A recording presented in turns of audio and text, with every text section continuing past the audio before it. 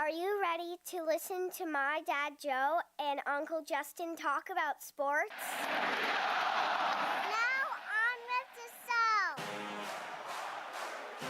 The Joe Mays and J-Raff Show is brought to you by Mays Sandwich Shop, which have been serving the greater West Lawn area delicious food for over 70 years. So get ready! I mean, get ready! Are you ready for some football? You are listening to the Joe Mays and J-Raff Show.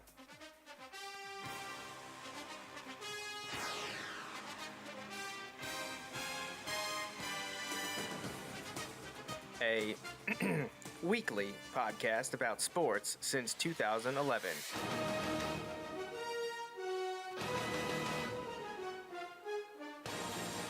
With a focus on football.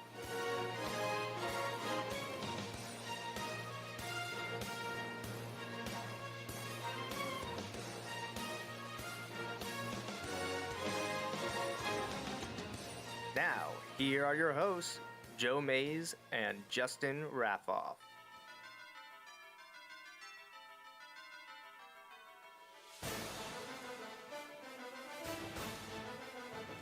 Good evening, everyone, and welcome back to the Joe Mays and J-Raff Show, here with episode 425, set to talk a lot about what else? Football, both pro and collegiate, because, well, we're nearing the end of the NFL season, and we'll have a bit to say about that. But we got to jump back into the, quote, amateur ranks, which is a bunch of bull. Just minor league football. I'll just go on my rant right now. We'll hold off on that. But college football is nothing like it was just 5 years ago. And a ton has happened in the last week that we have to talk about, and I'm not going to do that by myself. I am obviously going to bring in my co-host. That is the one and only Justin Raffoff. Yeah, it's great to be here, and plenty to talk about. Yeah, a lot, all over the place. So much to talk about that I actually had to edit my slides at the last minute. I had to change the title of the episode. Yes. I thought Justin and I were going to be screaming into the Penn State coaching void as we awaited what was going on with the head coach position with our Nittany Lions. But of course, we now know that things have changed. They looked really, really bad for about 36 hours. And then someone decided to commit a felony and things went much better after that. So, yeah, it's all good. We're happy to say that, by and large, it is essentially official. It's unofficially official. It'll happen tomorrow when the Board of Trustees will make it official. But Iowa State's Matt Campbell is Penn State's new head football coach. You can see College Football with Sam, a podcast and social media guy I like to follow, especially on Twitter, already named it an A+ hire. And Justin and I are going to talk about Campbell becoming the new Penn State coach. So, Justin, what are your initial thoughts just on like the search? Not really Campbell himself, but what happened over the last week since we were last on the show? Man, so the search in general, I think I had summed it up to you. At least these were my thoughts mid to late week, where either Kraft did not have a plan or Kraft was completely incapable of executing his plan. And I think at the time I said, I don't know which is worse. I do. I feel like not having a plan is worse. but I don't believe that was actually the case. You know, I believe they had a plan. There's all kinds of wacky news and things that have gone on about this for a while.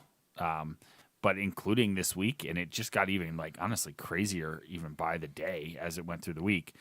And then they were able to get a guy that, don't get me wrong, like, Matt Campbell was not my personal, like, number one choice, but mine were, like, the ridiculous. My number ones were the ridiculous. We knew it wasn't going to happen, right? Yeah. I sat on this show, and I said it in text. I said it to anybody that would listen. I said, when people ask me what do you do, I said I make Nick Saban say no to $15 million a year. Right. Now, Was that realistic? that is me know. saying that, but that's also me saying I know that's not going to happen. Right? That's like saying, oh, what do you want to happen in this game? Oh, I want Penn State to win. I want them to score a touchdown every 80 to single nothing. drive, and I want them to not give up a single rushing Right. yard. I mean, clearly you're not going to be the D1 college football team and not be able to run the ball, right? Right. You'll I mean, never make the playoffs right, if you can't right. run the ball. Oh my gosh. Oh, yes.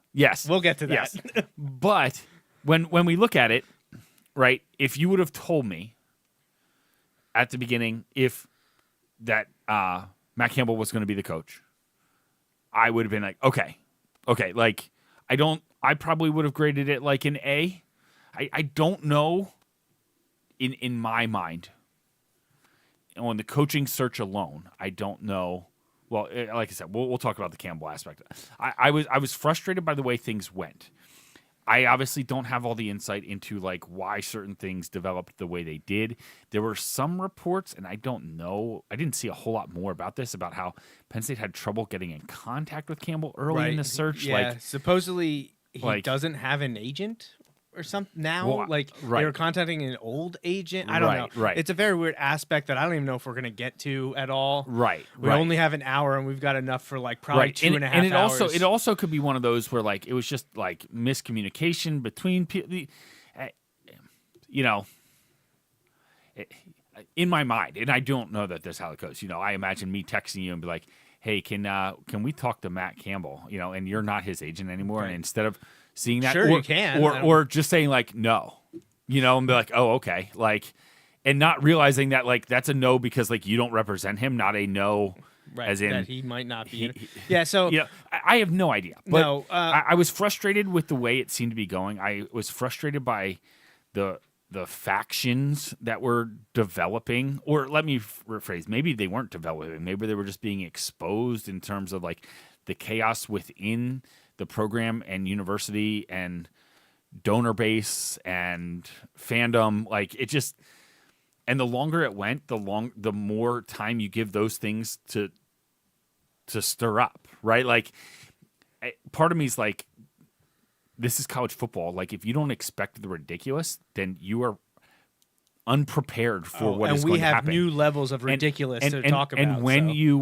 And when you wait 54 days for whatever reason to make your announcement, you can't expect everyone involved to just be like, well, when we know, we know. Like that's not how it works. That's not how it works. And again, I go back to this is not the NFL where you have an owner making rational or irrational decisions on whether a coach stays or goes or whatever. But like the owner has all of the say, all of it. It is his business. Now I know there's semantics there, and the NFL is there's but like it is his call ultimately. You know why? Because they don't rely on donors, right?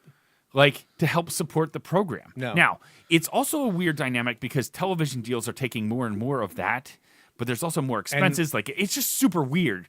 And but like an AD still has to be aware of where some of in a significant amount especially at of a place money is coming from. like Penn State where they don't take money from the university. It's a separate entity. Right. So I know there's a bunch of people that are just want to scream at clouds and make noise saying, well, the university shouldn't be paying for any. The university's not.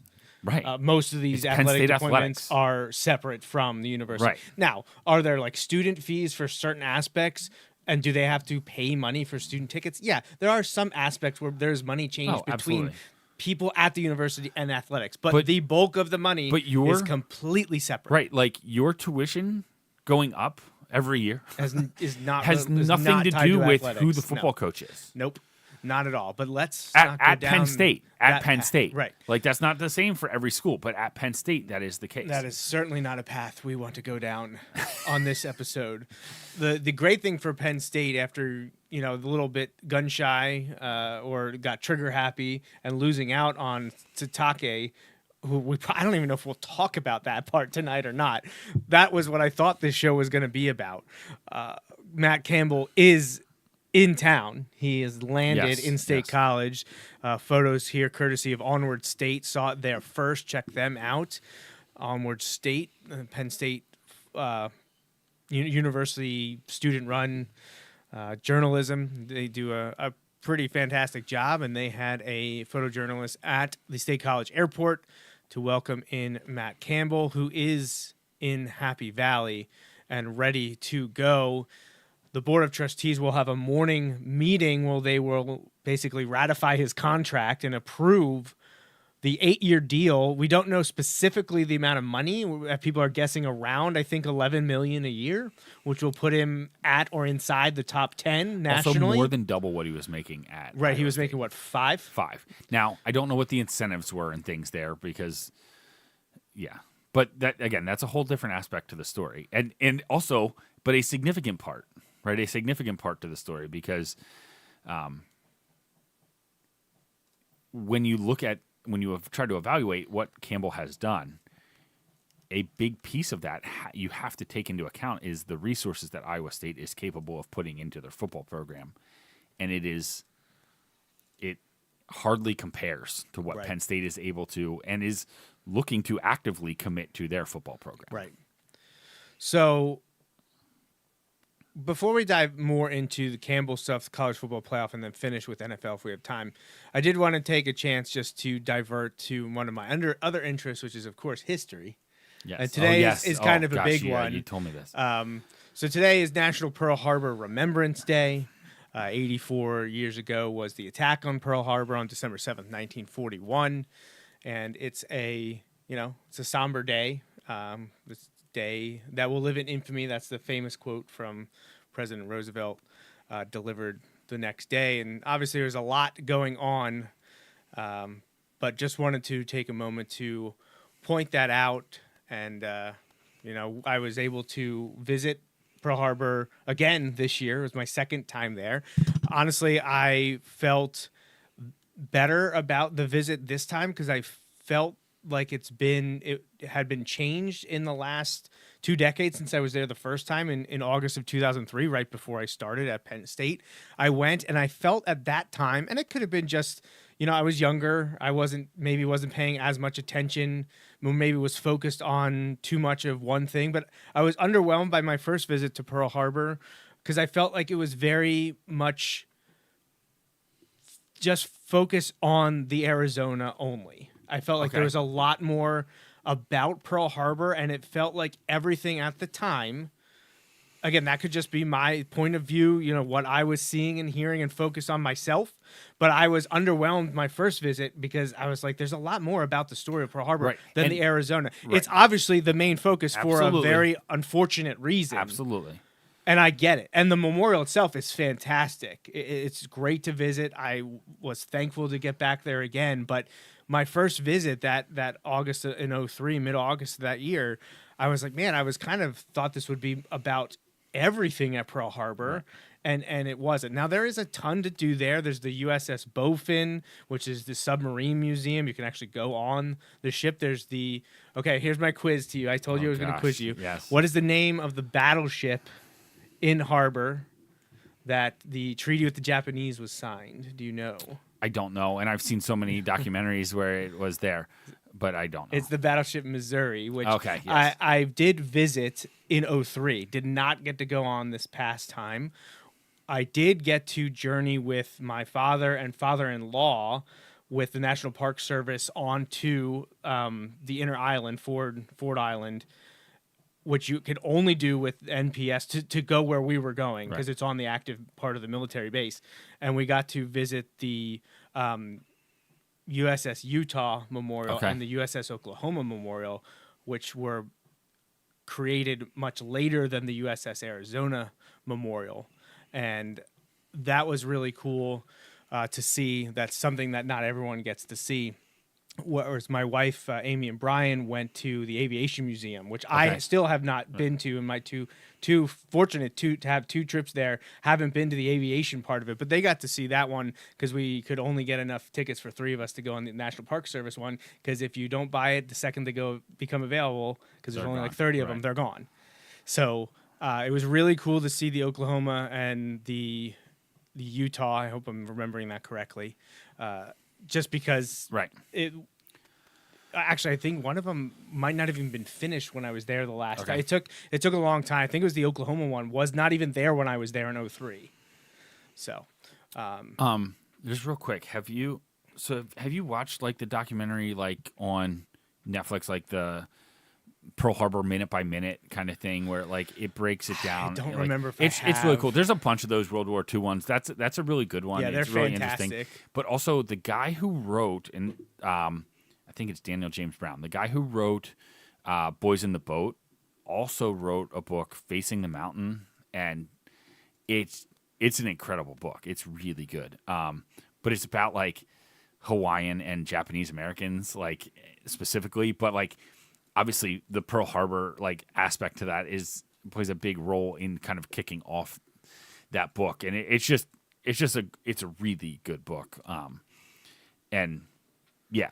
Just, if you're lucky enough to travel to Hawaii, I do recommend going to Pearl Harbor. I felt like they had a lot more, or was better organized, or more available than when I was there 22 years ago.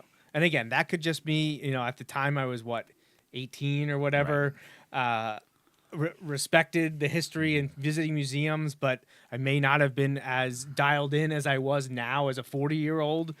But it was awesome. It was cool to be there with my wife and family, my dad and father-in-law and Brian and Amy. That was great to walk around. We saw so much. That's awesome. And it was a very excellent, awesome trip.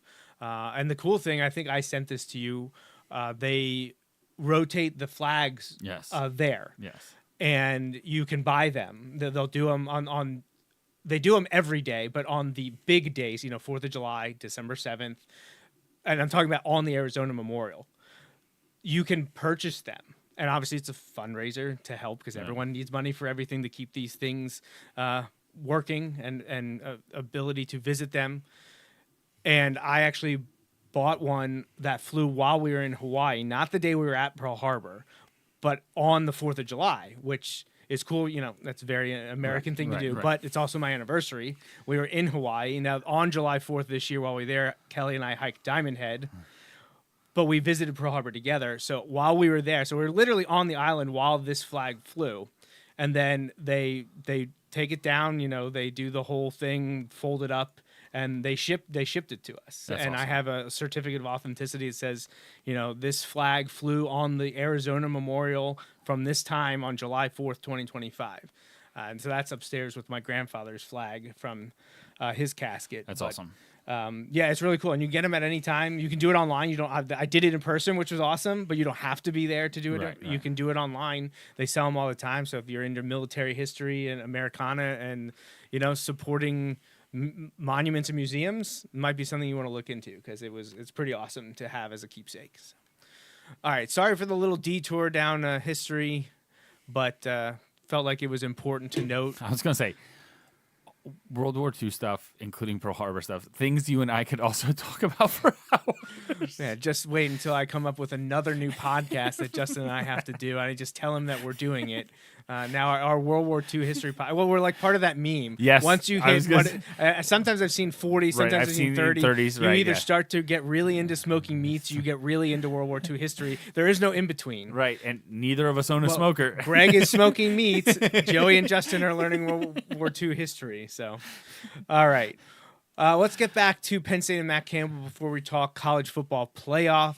So, Matt Campbell, Penn State's new head coach. You mentioned, and I kind of jumped in, but I pulled back because I didn't want to interrupt, that was he number one on our list? No, but our number one on our list were probably not viable. No. Or even maybe made a lot of sense, because we've talked about this. Absolutely. Look, the first two names Yes. that jumped out to me when you fired James Franklin, Yep. who was averaging close to 10 wins a season, had taken us to how many New Year's Six Bowl, had us in the college football playoff semifinals last year. Right. If you're firing him, you better be upgrading. But again, it was always, and we had the discussion for 10 years, Justin, who Yes. is better? Yes. Yes. Who is taking you farther? Right. The only people you can think of are like Nick Saban. And I mentioned Urban Meyer, but there was, And again, yeah, go ahead. Sorry, there were sorry. caveats to that, Right, because yes. that was just based on their past success. And both of them have not been in college football now for 2 years for Saban, longer for Urban Meyer. And I don't know if either of them can handle modern college football. Or want to. Like Right. Saban, I think Saban could, in this term, I think he could establish a program where he still handles the football aspects of it, but he would need a GM. Right. All of them do. Or they don't all call it that, but they all need somebody running the program, those aspects of it. And Saban could do that, but he would hate that he needs that. He doesn't want to do it. And so, like, that immediately, while I'm like, oh, he's my home run swing, my grand slam swing. Well, yeah, but he doesn't want to do it. So that eliminates that. And I don't blame him. Think about it. I don't know. How old is he? Like 70? Saban? Yes, something like that. Okay, so let's say he's 70, or let's say he's even like 67, and he like wants to do it.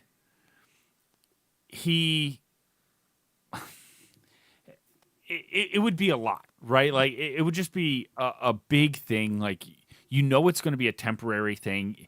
Right, You're that's the banking thing. on him being able to build what he did at Alabama, and just the chances of that, independent of him, just the chances of that are just different. He got out because he wanted to. Right. He didn't could get have out- kept going. Right, exactly. And so, like, it's hard to fire that back up. Also, he has a pretty sweet gig right now. Yeah. Like, he has a pretty sweet gig right now. And, like, 100%. why would he want something different? And so you have all that. So, like, that wasn't going to happen. And you had other but related issues with some of the other home run hires. Well, so then this is my... Saban is 74, by the way. Okay, even older. So, yeah, so that was probably a 3-4 year thing, to 3 to 5 year maybe. Right.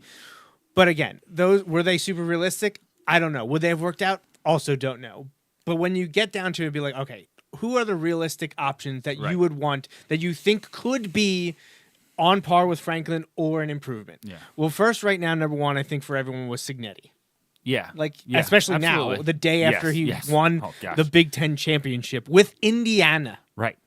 Indiana football. This is not Indiana basketball. And separate from him still not being the Penn State coach, kudos to him, because what he has done there is absolutely insane. Amazing. Do I wish Penn State had played spoiler? Yeah, sure. I'm a Penn State guy. I wish there had been something. Right. I mean, they probably still would have gone to that game, and hey, maybe they still win that game. But at least we would be like, hey, Penn State beat the number one team in the nation, because this was supposed to be the team that was number one in the nation for us. Right. But Signetti was obviously on there, and within a week to 10 days He was after the first Franklin's one. fired, He was like gets that an first extension. one to get the extension. Then who else was on that list? I know a bunch of people said DeBoer. I just never really saw him Didn't do it for leaving me. Alabama, and I Right. didn't know, like... People were like, well, I know he might not like it. I understand that, but you have to get a glimpse into the mindset of these college football coaches. I was going to say Division I college. No, of these college football coaches, right? They all think, and rightfully so, like they have to. They only have like a toe in reality oftentimes, and have the rest in like I'm good enough to coach whoever to whatever. Like they live in this world of like, I can get these guys, or I can fix this quarterback, or I can do this, or I can do that. Like, is he, after 2 years, going to be like, yeah, you know what? I don't think I can get it done at Alabama. Right. So Like, now, if they would have, well, they did lose yesterday, but like, if they had lost the Iron Bowl, could things have been toxic enough that he wanted out? Right. That's a Possibly. different- yeah, that's a Possibly. different thing. But also not a glowing endorsement. no. Of like, Well, again, he wasn't ever on my top. right. He wasn't ever on my I don't top think he's 5. bad. I think he's in an incredibly difficult spot because he's the guy that followed the guy at Alabama. Right. And that's not who you want to be. So Signetti was my number one. I don't know if I can rank the next few guys, but Signetti was at the top. The next tier, or part of this, 2 to 5, however you want to put it, was I'm still very high and think that I was hoping there'd be conversations with Manny Diaz Yeah. because of the familiarity with Just some of from the the players, ACC. At Duke. a whole bunch of stuff. I was on board with Eli Drinkwitz. Yes. He was one of my top 5. And Bob Chesney was the one where, like, hey, if you're going to go for a young guy who's rising up the ranks, and he's a PA guy, Right. I thought so. There's my first four: Signetti, Chesney, Diaz, Drinkwitz, and then my next one, and not in order again, but my top 5 was Matt Campbell. Yeah. And I said to you the Yeah. day after it was Yeah. fired, because I've grouped him in there with like Whittingham, Right, and yes. those Yep, guys. yep. I was like, why are we not going after Matt Campbell? Right. He's winning at It Iowa was weird that he State. wasn't included in a lot of that like talk, which is, and I say weird because like I feel like his name had been thrown out for possibly being at Penn State or possibly being a suitor to when Franklin would leave. Anyway, sometimes with the is Franklin leaving conversations, you'd get the, well, who would Penn State get if Franklin leaves? And like his name would always get thrown Right, out 'cause there. USC, Florida State. Maybe some of that died off because he has said no to a ton Everyone. of jobs, including NFL jobs. He has turned down NFL jobs. All right, I'm gonna need you to slow down because you're Sorry, stepping sorry, all sorry, over my slides. No, let's talk about Matt Campbell. Who is Yeah. Matt Campbell? What's going on with him? So news broke just a few nights ago that Penn State had focused on Matt Campbell. And then the next morning, everyone woke up to the Pat Kraft audio illegally recorded and released by someone. We don't know anything about that yet. But kind of painted Pat Kraft in a better light. At least, I mean, Right, it was a lot interesting. of Penn State fans certainly thought that they respected him more for the way he said it, because it basically came down to Pat Kraft just wants to win. Right, like I just want like to win. psycho level wants Like, to yeah, win. He thinks Oregon are a bunch of weirdos. He knows Which- that Michigan are a which I bunch of love- cheaters. I love the responses to like the Oregon's a bunch of weirdos. There were a number of like Oregon fans who was like, we well, know, yes. Listen, I don't want to be taking strays from the Penn State AD, but he's not wrong. Like he's like, Where's the lie? right. There are literally billboards in Oregon to keep Oregon weird. Well, it's great because honestly, we almost made like an ally with Ohio State because Yes, of what because- Kraft said. Because Kraft basically respects Ohio State and hates Michigan, Right. and Oregon too. Yes. So Kraft hates Michigan, hates Oregon, respects Ohio State. But yeah, it was wild. But a lot of people, at least in social media and in that sphere, especially on Twitter, I would say a good 80-85% were like, well, I was out on Pat Kraft. Now I'm back on board. Right. And then the Campbell stuff like kind of sort of became finalized, which with the Kalani Satake thing, people were Right, like, right. until he's in Happy Valley and that contract is signed, Right. I don't know what to think. I didn't know what kind of, dessert chain was going to come out and ruin my day again. Well, someone did post like so and so is a booster at Iowa State and Purdue Farms. Oh gosh. So yeah, you never know what's gonna happen because All the- Crumble Cookie. All the chicken tenderloins you can eat. Look, in the end, and we don't have time to dive into the Satake BYU stuff. In the end, I think Campbell's a better fit than Satake. I don't have anything 100%. against No, him. I no, think he would have been absolutely. an interesting way to go, Yes. but there were a lot more hurdles for him to jump over than I think what Campbell's going to have to deal Yes. with, because Campbell is a Mid-Atlantic guy. He's from Ohio. Right. He is from Massillon. Massillon, Ohio. Didn't play at Massillon. Right. But Did you know, like, I don't know if you ever saw it because it wasn't really on my radar at the time, but a bunch of my Ohio friends talk about it. Like, the ESPN did, like, a thing. This is way back in, like, the late 90s or early 2000s on, like, Go Tigers or something. It's on Massillon. Like, that's Right. what it's That's on. where it is, yeah. Yep. Right outside Canton. If you had told me to guess what position Matt Campbell played in college, I would have never said defensive line. That would not have occurred to me. But we know that he makes good decisions because he started at Pitt and left after a year. I thought you were going to say because of who he chose as his roommate. And, well, his roommate leaves a lot to be desired too, but he was probably assigned to Nick Sirianni Yes, at yes. Mount Union. Yes. Obviously had a massive amount of success at Mount Union because that was during their dynasty as a Yeah. D3 program. So Matt Campbell won 3 D3 national championships as a player. I believe he was All-American at the D3 level twice. I think he was that conference's defensive lineman of the year his last year. He left for a bit, I think went to Bowling Green as a graduate assistant for a year or two. Then he ended up as the offensive coordinator. Again, this is a guy who played defensive line and then leaves for a year or two and comes back and all of a sudden is the offensive coordinator for Mount Union. And all he does is lead them to 2 national championships as offensive coordinator in 05 and 06. He then goes to Toledo and is there for a bit, works his way up, eventually becomes like associate head coach and offensive coordinator, has Toledo running really well, becomes the head coach there for 4 or 5 years, and goes 35-15 at Toledo in the MAC. Won 2 division titles. I don't think he ever won the MAC championship game while there, but he eventually gets hired by Iowa State and is there for a decade. He goes 72-55 while at Iowa State. He's the MAC coach of the. Sorry, while he was at Toledo, he was MAC coach of the year in 2015. He ends up being the Big 12 coach of the year 3 times. Also named the coach of the year by the AP for the conference twice. He was part of, at the time, 2017 was the greatest Iowa State team in the history of Iowa State football. They upset number 3 Oklahoma and number 4 TCU that season. And then 2020 comes around and they one up themselves. Campbell and Iowa State have an even better year, win 11 games, go to the 2021 Fiesta Bowl and beat Oregon. I think the only Iowa State coach to ever win 10 games in a season. Well, and he won 11 that year. Right, exactly. And like you mentioned, Justin, he's been asked and has interviewed with multiple NFL teams, at least the Jets and Lions. There's conflicting reports from a few years ago that the Lions offered him the job. Right. I thought I had heard somewhere that he may have interviewed with the 49ers at one point. That may not have been for head coach, but the people have wanted to get him for a long time. And I understood it because I'm looking, I'm like, you're winning. And people posted this a lot when there were anti-PSU people, which... Man, Twitter X, those comments sometimes are wild. And then I click on them. I posted about this. I click on them and I want to start a discourse and tell these people why they're wrong. And then I see they have a 10-year-old account that has 100 followers, and they're either from Pitt, Temple. It's the same. It's the group, the Dirty Dozen of anti-Penn State people all the time. And I just it's not even worth it. It's not even worth it. But I'm sure people were getting fed up with it. They're like, you don't understand. Iowa State was awful before Matt Campbell arrived. Right. Matt Campbell is Iowa State.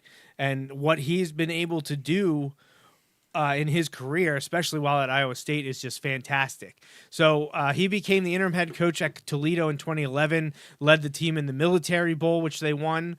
They went to the Idaho famous Potato Bowl the next year, did not win that one, but he finished in the GoDaddy Bowl in 2014 with Toledo. His team played in the Boca Raton Bowl in 2015, but he had already taken the job at Iowa State and was not present for that game. But while he's at Iowa State, he's gone to the Liberty Bowl, the Alamo Bowl, the Camping World Bowl, won the Fiesta Bowl, the Cheez-It Bowl, back to the Liberty Bowl, and then last year, despite going 11-3 and 7-2 in the Big 12, they went to the Pop-Tarts Bowl. They just missed out on the college football playoff. Needed probably one more win. Yeah. I think they needed to win that conference championship game. But, got that division championship or whatever you want to call it. And honestly, Iowa State just declined a bowl bid along with Kansas State. Both teams under turmoil because of coaching changes. Right. I think it's a little absurd, both that they aren't playing in bowl games, but also that they got fined. There's a difference between losing your coach and not playing in a bowl game and not going to a bowl game because you are embarrassed. Right. And I, from a football standpoint, am always shocked because you're allowed to practice. Like you're forfeiting basically an extra 15 practices. Right. Which is just weird to me with how psycho, again, I don't mean that in a negative way, but just how, football crazed all these people are and attention detail they are, that they'd be willing to give up those practices, especially for, Iowa State, who knows who their coach is going to be. Now, maybe he's building out the staff and all that stuff, and I get, it could be chaotic, and especially if they're trying, if you think you're going to end up in a bowl game that's, December 17th, and you're we've got 10 days, we don't. Okay, honestly, and we're not going to be able to sell our tickets, so we're going to be stuck with those tickets. But yes, it's very different if you lose your coach. I feel like it's a little bit more leeway it's a different story than if you just don't want to go, which we'll talk about shortly. All right. But yeah, so Matt Campbell was in my top 5. If I really sat and organized it, he might have been top 3. Cignetti was 1. Right. So But I honestly, Campbell was anywhere between 2 and 5, probably depending on You know how who I was is- feeling you know that who's day. not there, and the way the season unfolded, Matt Rule. Like He was and not I on my don't list. He dislike was- Matt Rule. no. I don't dislike Matt Rule, but like I was not excited about those rumors, and they might have just been rumors for all I know. But like, man, the way that the Well, season finished for him, I was mean, not supposedly ideal. the rumors are that that he was like signed, sealed, delivered, basically like ready to go, and then I don't know if he got cold feet or if Nebraska came back with so much that he couldn't turn it down. I have no idea. That's a rumor that's out there. Who knows? I mean, that's the same and thing. that Like, was- I had heard rumors before the season that he would take that job if offered. well, my things have changed. But Yeah. all right, so we're both excited for Matt Campbell. I'm very excited. And also just separate the sense of relief for being able to move on from that Yeah. stuff. Yeah. I guess we should touch on, I'm sure people have heard this, but Terry Smith is returning. He is yes. now the highest paid non-head coach, non-coordinator in college football. It's a 4-year deal. Hopefully it will help with the transition and retention of players and help with recruiting Yep. as we go to the late signing period and then try to hold on to 2027 individuals. Matt Campbell isn't known as a great recruiter in terms of like the recruiting class he gets, but that I'm hoping is more a reflection of where he's recruiting and who he's going up against. Yes. But if you have a great GM, a great NLI backing, and then someone like a Terry Smith, hopefully we make it work. Look, Right. James Franklin was notorious for being essentially a top 10 to 15 recruiting class. He had a few up in the, I think 6 was the highest.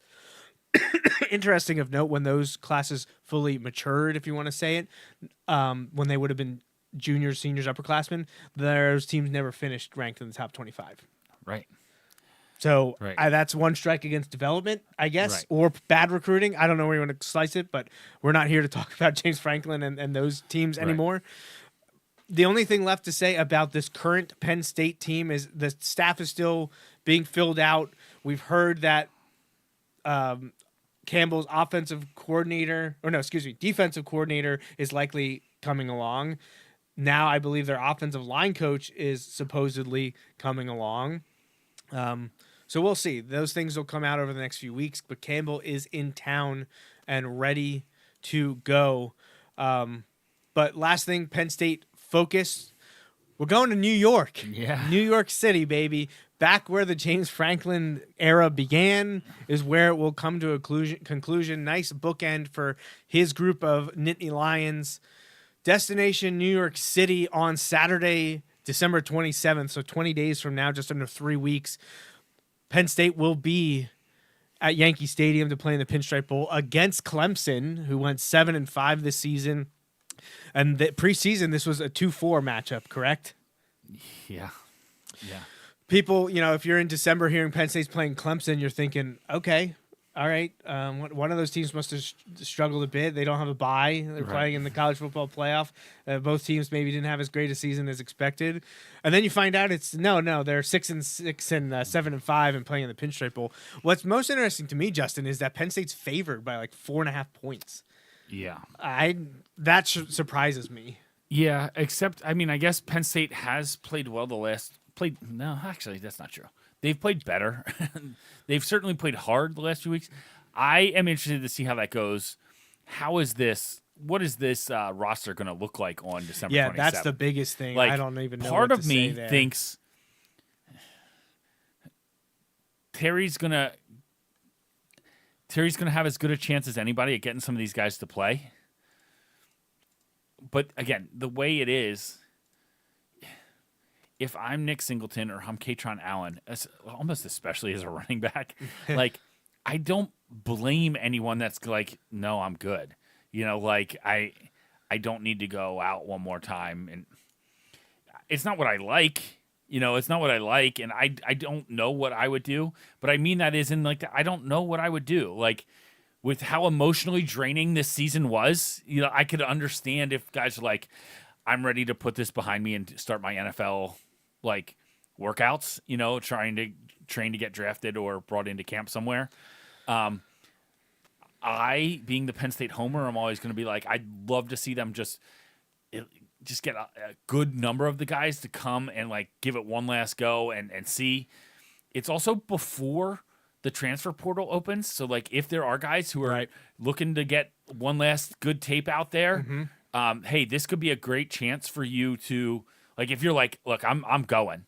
Well, hey, go ball out in the Pinstripe Go make Bowl yourself some money. and like, man, yeah, like go have find somebody, a new destination. Right, that would be great. I don't know. I don't know what will happen. We've had discussion about opt-outs in the bowl system in the past. Look, I understand people making a business decision, but I will always go on record and say I hate it.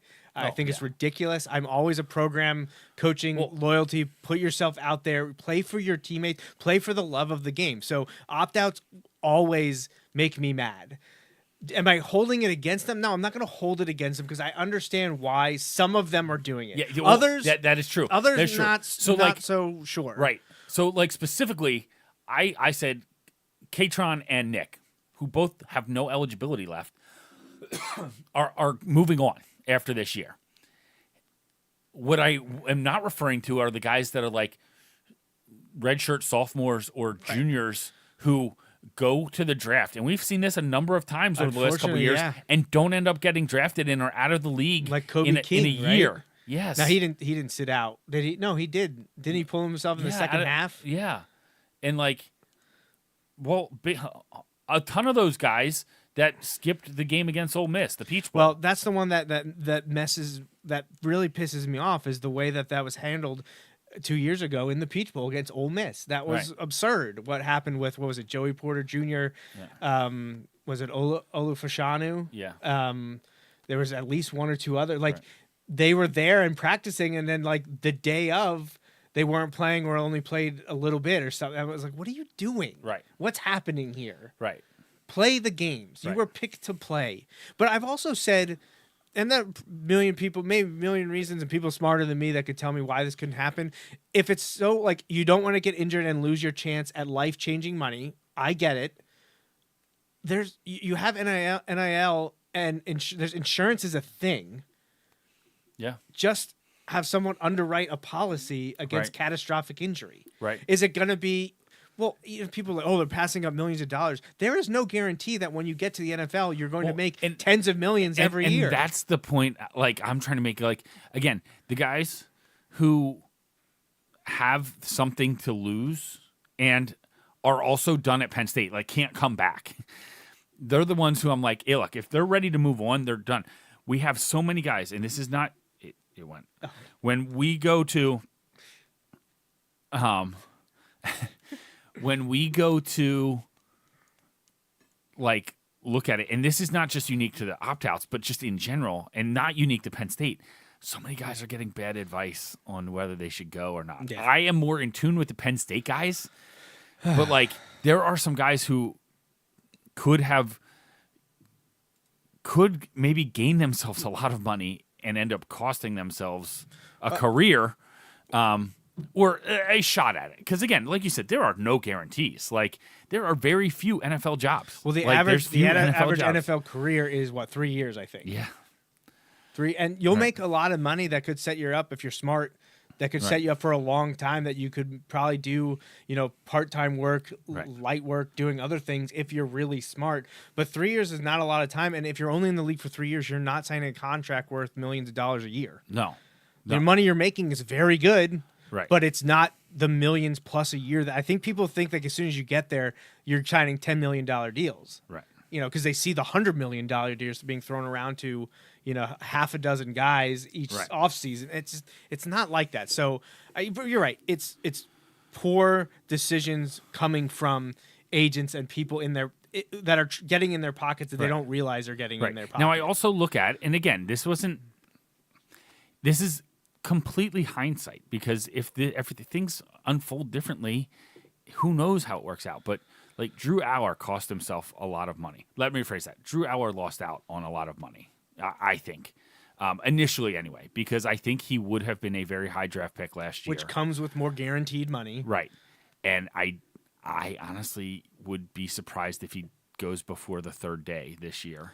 Right. Now, you never know. Wrong. Quarterbacks, man, like, sometimes people just take a flyer on him. And hey, you know what? And this could be one of those things where maybe he'll end up in a good spot, and that could mean the difference between turning it into a long career and it being an abbreviated stop. Could be.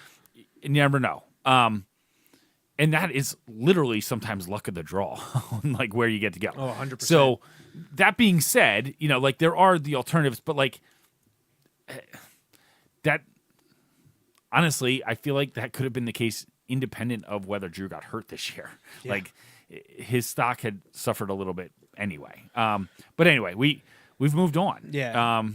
Well, so the last thing Penn State centric before we finish with college football playoff, we do have a comment from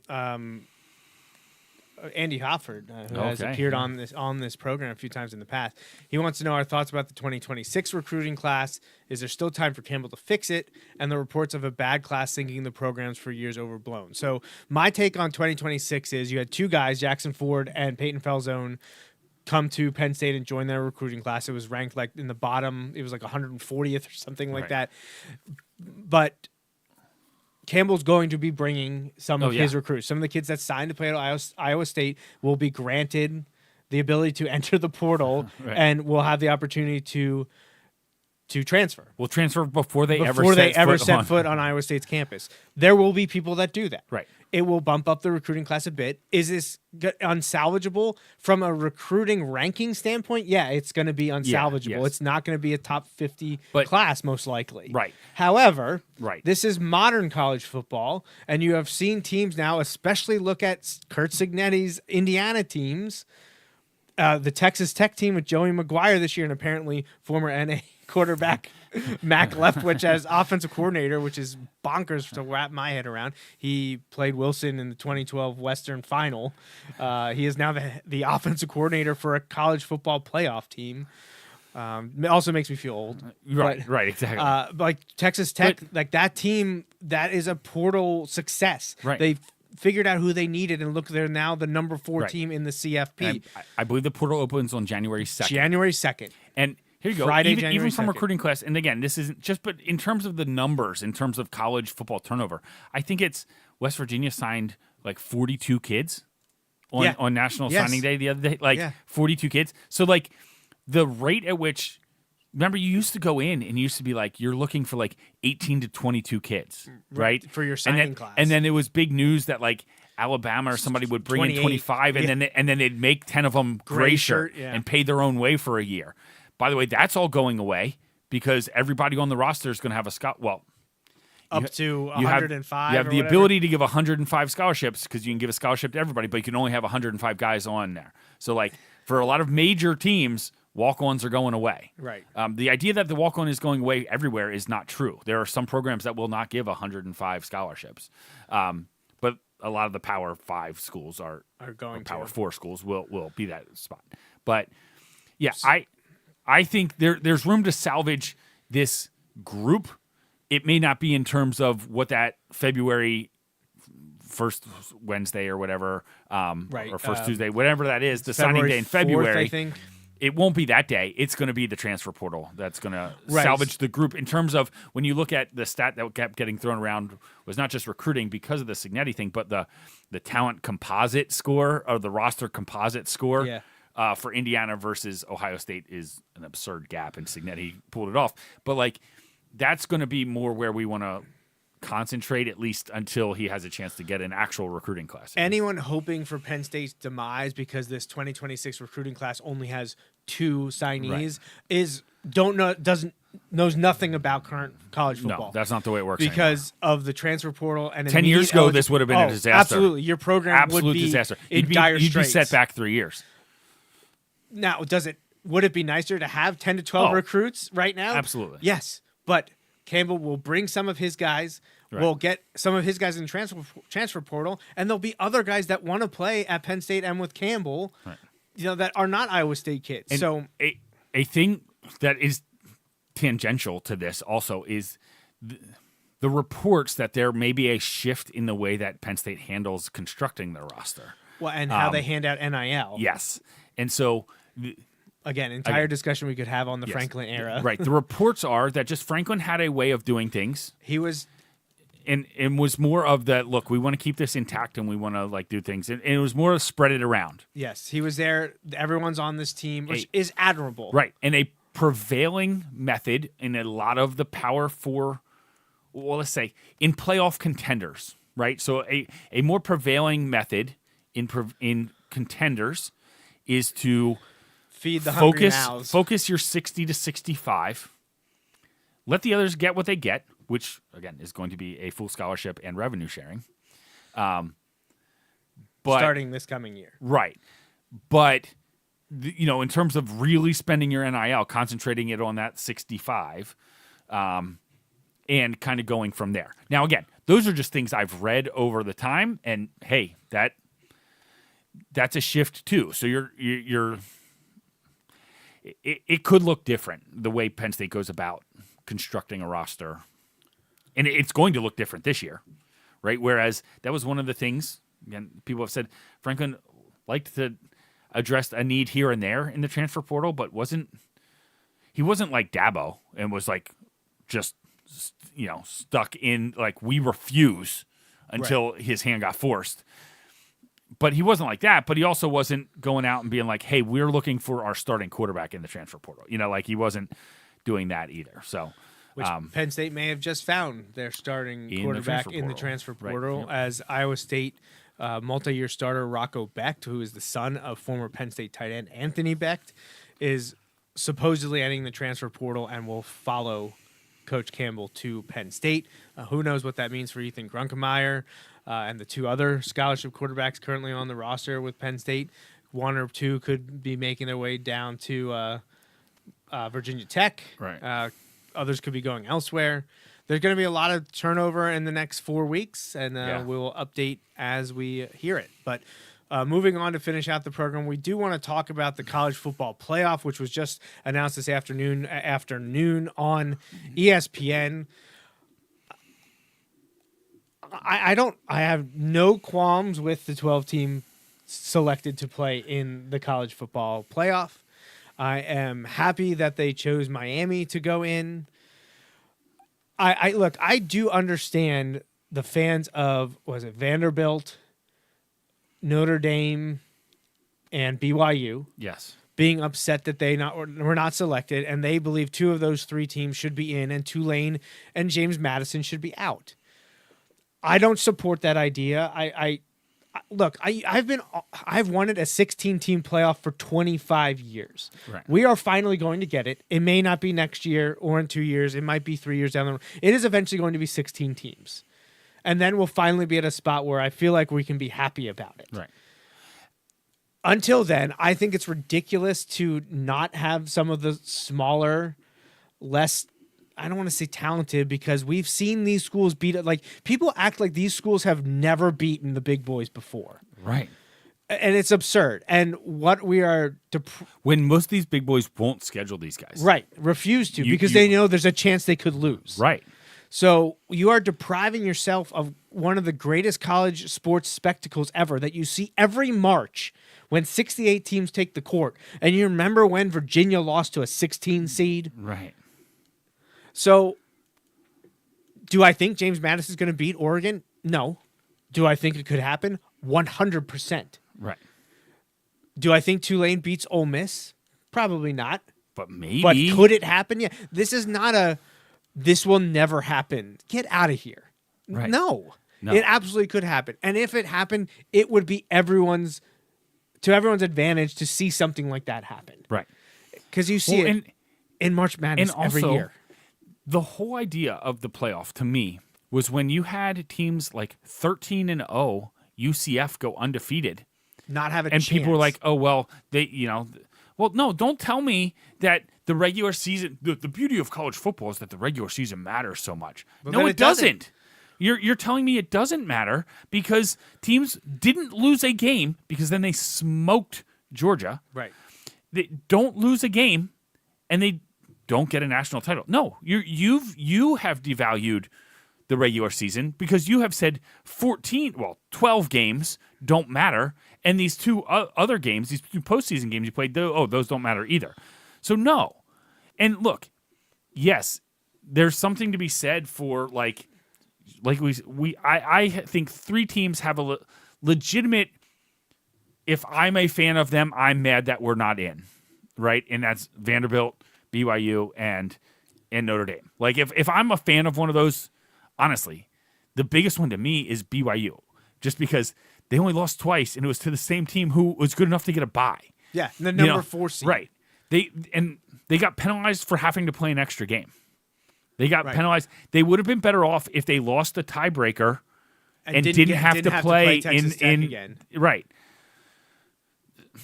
But that's different. Now, if you also want to say, but who did BYU beat? Okay, that's fair. But you could say that about... You can make that argument about a lot of teams that also didn't make it, but also some of the teams that did. But that's part of the thing. And guess what? If BYU doesn't fall apart in the second half against Texas Tech in the championship game, maybe they do get to go. But they had a really bad half. Now,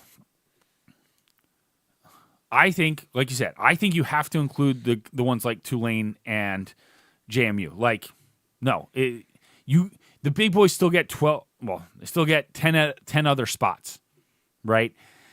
My problem, not problem. The one I have a problem with is, or I think my first one that I would move out would be Alabama.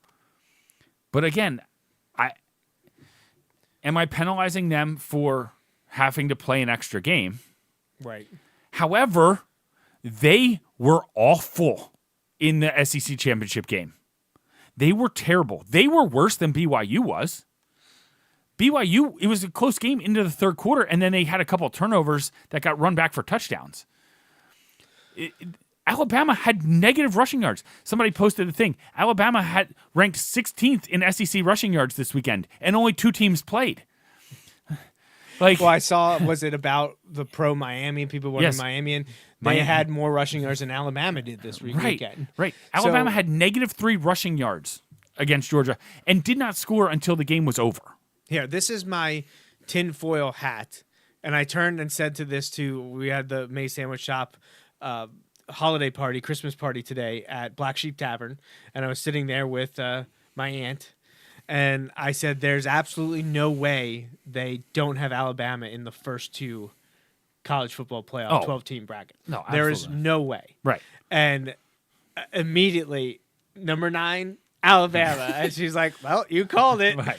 It wasn't going to happen. I could have told you that. Now, am I surprised that the committee has Tulane and JMU in? Yes, but I believe I thought one of them would get in. But didn't one of them have to get in? Well, because you have to have the top 5 conference champs. Right.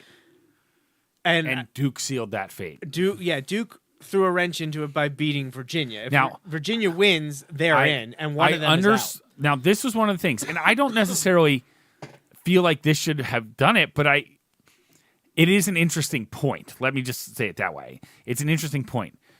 Duke has 4 wins that are better than any JMU win. Like, JMU's played 1 Power 4 school, and they lost by 2 touchdowns to Louisville.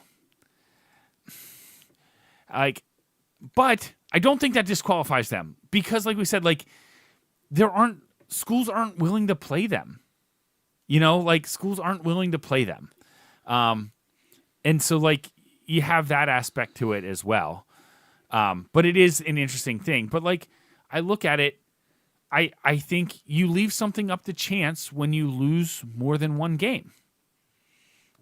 You leave something up to chance. Whereas before, it wasn't even leaving it up to chance. It was completely out of your control because we had undefeated teams not go. If you're old like us, right, we remember, this is, how insane is this? There was an undefeated SEC team that did not get to play for the national title. Auburn. Yeah. Went undefeated in the SEC and got left out. Now, that was BCS. It was, yes. Which, right. And then I see people, we should just go back to taking the 2 best teams. Don't be stupid. Oh, God. You get out Don't of be here. stupid. People, look, I think college football is worse off now than it was 5, 6 years ago. the CFP is not the reason why. No. There's a lot of other things that have made college football worse than it was. But I also said this when it was happening. And, it's a whole thing. We're out of time, but we need to make this one point. Yes. Notre Dame, you are an embarrassment to Yes. college football. What you have now pulled is ridiculous. It is absurd that you have turned down a bowl berth because you didn't make the college football playoff. You have cast aside the opportunity for your seniors, and if they aren't going to play, your underclassmen to have 15 more practices because what? You didn't get picked? Boo-hoo. Are you trying to develop a program and a culture and make these people better, showcase you? That's what you're supposed to be doing. You go to a bowl game. You play in it. You know what I never want to hear again from Notre Dame is anybody anywhere. Right, yeah. No. What a farce. No. And I don't know who made that decision. They supposedly say that they voted on it. Right. Which, and listen, to be fair, they who probably brought did it up? I'd like to know. In an emotional time, I can understand at least sleep on it, right? Being 21 or 22 or 20 and being like, no, forget this. I can completely understand. And I can understand being mad. And I agree with the Notre Dame athletic director that the idea of releasing the standings every week is dumb. And going out there and not being able to give any answers to anything. How about Saban calling out the guy being like, did he actually answer any of your questions? It is a flawed system. It 100% is. However, you don't get to hold yourself like you think you're better than everybody, and you try to set your own rules, and then you don't like the way it plays out. You don't want to get left out? Schedule teams that make the playoff. Oh, wait, you did, and you lost to both of them. Right.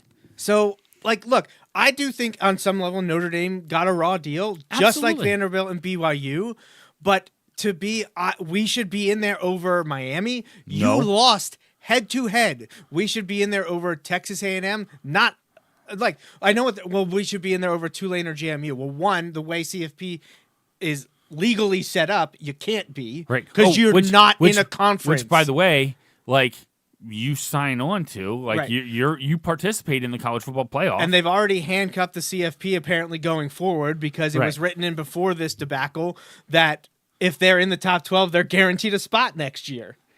Here, join a conference. Welcome to modern college football. Join the rest of us. Just stop. Right. And the Notre Dame fans that are rallying behind them as if they've just suffered the biggest injustice in the history of college football. Get bent. When you look at it, and again, I understand the frustration, but Notre Dame you could argue Notre Dame shouldn't have made it last year. It's absurd. It's absolutely absurd. And they think they're bigger than college football. They've always acted like that. And NBC 70 years ago they were. Like that. 70 years ago they were. Yeah. Back in the 40s and 50s, huh? Right. It's not that time anymore, in case you weren't aware. So this obsession with Notre Dame by Notre Dame fans is time to end. Get with the program. You are not more important than other people. You got left out. Guess what? It has happened every year in the history of anyone assigning mythical national championship, because we still don't technically have a true NCAA champion. This isn't run by the NCAA. Right. So while it makes a lot of people feel better that we have a true college football, Which is funny because I did see a Notre Dame person be like, we should claim the title. Well, I saw him be like, we should sue the NCAA. This isn't the NCAA. The NCAA has nothing to do with the NCAA. Right. Has nothing to do with them. So it's ridiculous for them to pull this, and I don't know who originated it. Hey, you're more than welcome. Consider yourself in the group of 5, and then you could get in there. Right. Go do it. But I mean, you just threw away 15 practices. You threw away spring ball and money. And I know Notre Dame prints money, but you threw away money. You know who's not happy? It's ridiculous. You know who's not happy is the TV. Like whoever has the TV deal. Well, that's what I'm thinking about. like- What bowl game and TV contract did they just screw over? Because Right. Notre Dame's a huge draw because there's a lot of Notre Dame's Right. fans and there's a lot of people that hate Notre Dame. Right. So people would have hate watched or loved watched that game, whoever they Right. were going to play, and now they screwed them over. Right. And also there's just not there's a bad precedent here for terrible the precedent. college football teams that do like shrink in these moments. Look back to Florida State a couple years ago, who I also believe got a raw deal. Right? Like they got a raw deal. Right, yeah. And That's way worse than what just happened to Notre Dame. right, because they went and won their college. They were undefeated. They won their conference championship with the backup quarterback, but didn't do it with style, and so they got left out. It's just it's mind-boggling some of the moves that have been made. There's no consistency, and I said this to you, talking about honestly sort of defending Notre Dame and the schools that didn't get in. My problem is there's zero transparency. Oh, 100%. There's no consistency to anything. It's just them throwing stuff so at the wall and seeing what sticks. I was thinking this today as I was watching some games, and I was just very frustrated. One of the things that I feel like needs to happen in college and NFL football is go the way of the ACC. I want to listen in on reviews. Right, yes. Like if you've watched an ACC game or an ACC home game, they let you listen in to the reviews. It is awesome. It is awesome. They need to do that. The level of transparency there and the level of like clarification that you're getting on things is really good. Also, I think they should do that with the selection committee. Put it on ESPN The Ocho. Air that put dirty it on laundry. Put it on ESPN Plus, but have that room mic'd up, and everything that they say, you're just watching it. But listen, is it weird? And would only sickos like us probably tune into it? Yes. But like, I want to know, like, how is this being decided? Like, how is it being decided? And they change their things from week to week. It's foolish. They do like change week to week. Again, I agree with them on the idea of releasing the standings week to week, seemingly so dumb. on rotating criteria is their word farce. It is. But to just take your ball and go home when it doesn't go your way. Yeah. Well, right here. We'll end it right here because And, now we're and almost... I say this as a Penn State team that won the Big Ten and got left out by the team who didn't win the Big Ten, didn't even play in the Big Ten championship a few years ago when Penn State won the only Franklin championship. Right. They won the Big Ten and didn't get to go to the playoff. So I understand. Yep. I understand. I completely understand. Here, I'll see if I can. But guess pull this what? up. Penn State went to a bowl game that year. Right. All right. This is kind of sums up everything we were just saying. I don't know who this is. Pat Smith Radio on Twitter X. He's got almost 7,600 followers.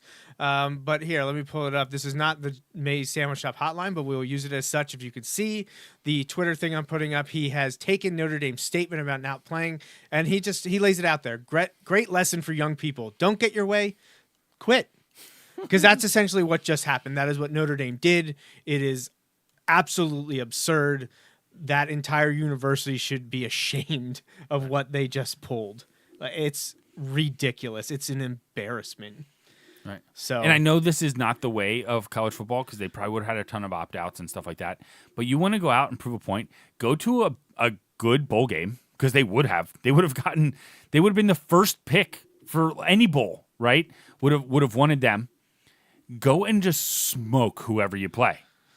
But instead, forfeit all of those practices and money and just sit and wallow in it until spring ball. my I guess? favorite is I don't know. immediately all the comments saying why this isn't quitting. The season is over. They're under no obligations to play in one of the bowl games. You're right. They aren't. Well- but I'm also able to judge them for that decision. Right, yeah. Well, someone said was like, if you turn down a bowl game when you're bowl eligible, you should be not allowed to play in a bowl game the next year, including the college football playoff. Again, unless your coach leaves. I'll give you a pass if your coach Well, leaves. again, it's not black and white, Justin. There's always gray areas here. But that's not the case here whatsoever. This is a team that is pouting because they were left out. Guess what? It happened to Alabama last year. Alabama went and played in a bowl game. Right. Like, people were aghast that Alabama was left out. Right. don't tell me that group of 5 teams can't win. I saw Navy beat Oklahoma in a bowl game last year. So Boise State beat Oklahoma in a bowl game. in a huge bowl game, one of the greatest bowl games of all time. Right. Tulane just beat. Who Tulane beat? Was it Florida State or? Yeah. UCF beat Georgia. Right. Like this happens all the oh God, it's very, very frustrating. Right. And to say that these teams, that the Power 4 schools won't schedule, right? Yeah, it's just. Yeah, we got to go. We've gone long, but Yeah. there was a lot to cover on this episode. So we thank everyone for joining. Happy birthday to Brian, celebrating today on Pearl Harbor Remembrance Day. And yeah, wow, what an episode. What a week. Crazy, crazy week. Thanks so much for everyone for joining us on episode 425 of the Joe Mays and J-Raff Show. We will be back in 1 week, hopefully back to NFL, I guess. But who knows with the way college football is anymore. We might have to jump back into Penn State and college football playoff talk, bowl talk, whatever. But we will try to touch on the NFL on episode 426 on December 14th. But that's it for us. So for Justin Raffoff, I'm Joe Mays. Thanks for listening. We'll see you again real soon.